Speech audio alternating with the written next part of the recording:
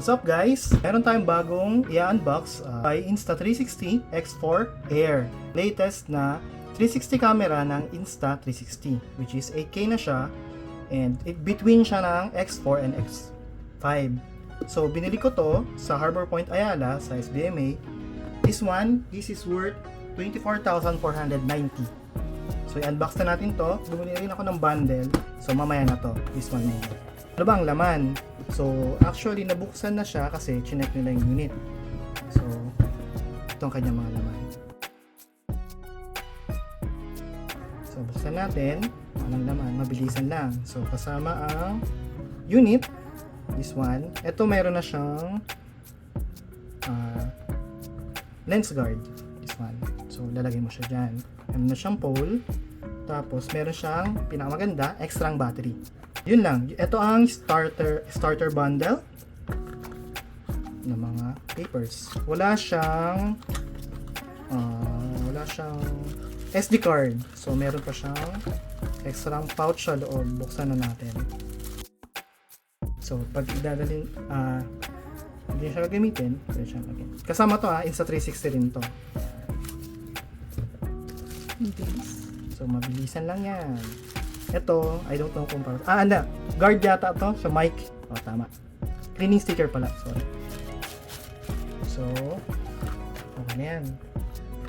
So, next naman natin yung motorcycle bundle. Kasi gagamitin ko siya pang record ng aking mga rides. So, anong meron sa motorcycle bundle? Separate to. Meron Insta360 camera na motorcycle bundle, which is kasama to, isang package siya. Ipopost ko dito, yan, lalabas dyan, somewhere. Yun naman kasi, kaya hindi ko siya kinuha dahil wala siyang stick na kasama, tsaka wala siyang extra battery. So ito, mas maganda, pinagkakahiwalay ko sila dahil kung anong meron doon sa bundle, meron din dito.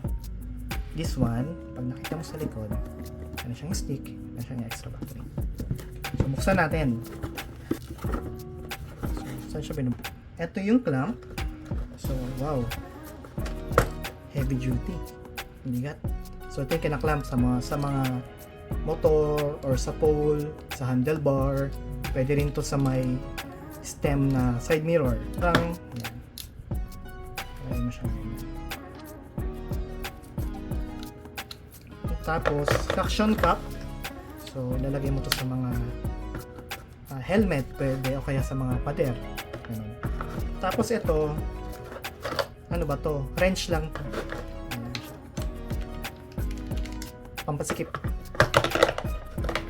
Tapos, ito, allen. Tapos, dito yan. Para yan dito. Pag ikakapit mo na yung mismong GoPro. Yun lang.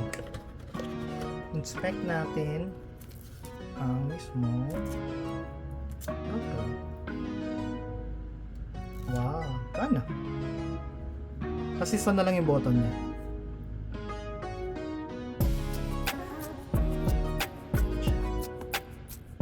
Tapos battery. SD card.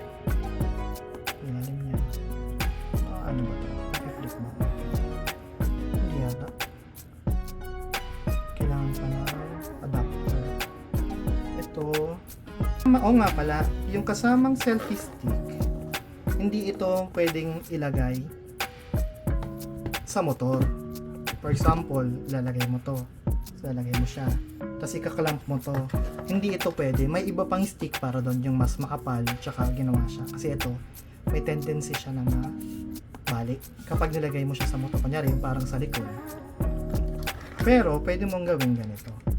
Kung gusto mo ng mas mahabang view, pwede mong gawin ito. Saka may lagay ito. Yan. Pwede yan. Habang ikaw ay nagmo-motovlog. Pero, yung nakaganto siya, yung mahaba, yan. Tapos nasa likod, o kaya unicorn style, delikado kasi malambot ito. So, meron yung isa, parang worth 3,000 plus yata. Yan. Ito kasi kasama sa bundle. So, hindi ito nahabaan. So, as is ganito na siya. Yan. So, kung anong style, Tapos ito, ang kagandahan dito, pwede siya sa pinakamaliit na stem, yung stem ng side mirror. O kaya kung saan nyo nilalagay yung mga ano nyo, yung cellphone holder, pwede mo siyang idikit doon. Yun. So kung kulang pa yung taas, isama mo to. Pero wag kayong gagamit nung maninipis na ganito habang nag-ride kasi yung vibration niya may tendency bababa yung ganun. O kaya matatanggal, iikot-ikot. So, yun lang.